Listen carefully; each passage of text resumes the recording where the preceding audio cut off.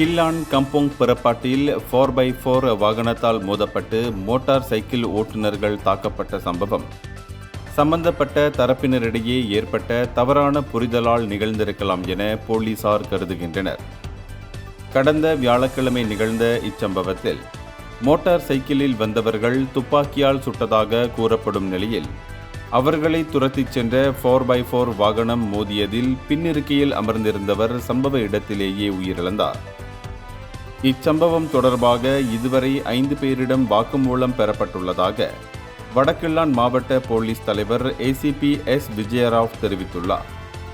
காயமடைந்த motor cycle ஓட்டுநர் தற்போது தங்கு அம்புவான் ரஹீமா மருத்துவமனையில் சிகிச்சை பெற்று வருகிறார். இக்கொலை வழக்கு குற்றவியல் சட்டம் பிரிவு 302 கீழ் விசாரிக்கப்பட்டு வருவதோடு துப்பாக்கி சூட்டிற்கான உண்மையான காரணம் குறித்து தீவிர விசாரணை நடைபெற்று வருகிறது.